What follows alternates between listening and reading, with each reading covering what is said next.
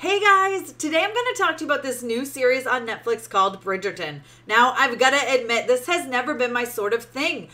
Period pieces have just never sparked any interest in me. It's just not been my jam. I really wasn't even going to check this out until my friends started raving about it and talking about how good it was. So I thought, okay, I will give it a shot, and I'm so glad I did. So let's talk about it.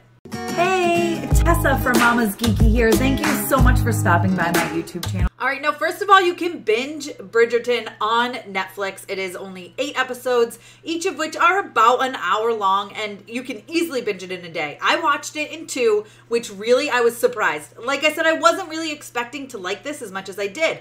I'm not a big fan of the period pieces, and it's probably why Emma fell so flat for me earlier this year. But I don't know. I listened to my friends and I said, okay, I'm going to check it out. And I'm very, very thankful that I did because I had so much fun watching this. It was one of those shows where as soon as one episode ended, I needed to press play on the next one. I needed to know what was going to happen. There was a moment that I had to stop watching it and take a several-hour break, and it was killing me inside not knowing what was going to happen next. There's so much will they or won't they and scandal, and this show is just so good. Now, I've got to admit, I'm about to catch a lot of flack for this. I know. This is my first Shondaland show. I haven't seen anything else like Grey's Anatomy or Scandal, so I really didn't know what to expect with this one. And honestly, I might go back and watch some of that stuff when I have time because this was just so good. There's so much drama in this. So if you haven't seen the trailer or you don't know anything about Bridgerton, there is basically this, it's from the 1800s and the women are going out into society, right? And that's when they need to go out and find themselves a husband. So they present themselves, they go out to balls and they dance with men and they get to know them a little bit. They court them until they end up with a proposal. Now this is all during this time, there is this paper coming out, a pamphlet, so to speak, from Lady Whistleton, who knows the gossip, and we don't know who this person is. That's a pseudonym, right? And so part of this girl that's trying to figure out who Lady Whistleton is, as well as the Queen. The Queen is trying to find out. The Queen is not happy at all about her blowing the whistle, so to speak, on so many different things and the gossip around town and making people whisper. But there's the main story. The main story, as you can tell by the posters, about Daphne and Simon. They concoct this plan at the beginning to help her get a better suitor. To make them think this Duke is interested, and he gets people off his back about if he will court anybody. So, but there's so much more than that. There's the Bridgerton family. That's Daphne. She's got a very large family. There's 8 siblings. And her mother, and then there's their friends of theirs, the Featheringtons, which have their own issues, and it's just, there's so many characters that it can get kind of confusing. At the beginning, I was really confused because the Bridgerton boys all look very similar. It took me a while to really tell their differences, and once I did, it was a lot easier to figure this out. But there's so much scandal. Yes, you have Daphne and Simon at the center of this, but there's all these different couples and scandals and things that are going on in this town.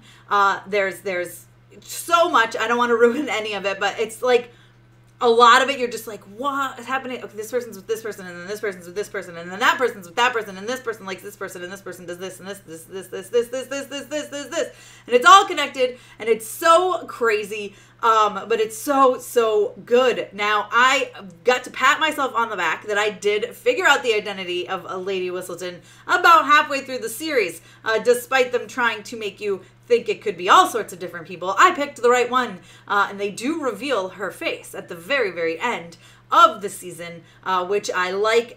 It made me a little worried. Will there be a season 2? But I think there will. Now, this is based on quite a series of books. I believe the different books are all kind of from a different child's perspective.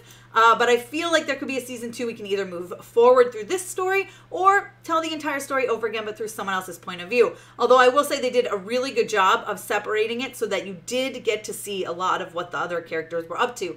It like I said, it did focus on Simon and Daphne, but you get a lot of the other family as well as the other families in town. I loved it. I thought it was so great. It is very steamy. It is not for children. There are some moments that if you can't take steamy, sexy scenes, you might need to look away. Because especially once we get about halfway through the season, a little bit on, there are some scenes that you were just like, oh, they're going there. Oh, they're still going. Oh, okay. There's some skin shown. There's it can get pretty hot. Just FYI, just throwing that out there just so you guys know. But it's not what the whole thing is about, right? There's a lot of drama and a lot of scandal, which is what I liked about it. But I'd say it's 100% worth a watch, not for children. If you get uncomfortable around steamy situations, just be warned. There are several of those, especially as you get towards the end. But I really, really liked it. I give it a 4 out of 5 for the whole shebang. And I'm really, really, really hoping for a season 2 because I loved this. It's easily bingeable, and it's available on Netflix now. If you guys have already watched Bridgerton, let me know what you think down below in the comments. Be sure to give me a thumbs up. Don't forget to subscribe. Hit the notification bell so you don't miss out on more videos like this one. As always, you can follow me over on Instagram and Twitter. I'm at Mama's Geeky over there. MAMASGEEKY. Thanks for taking the time to watch this, guys.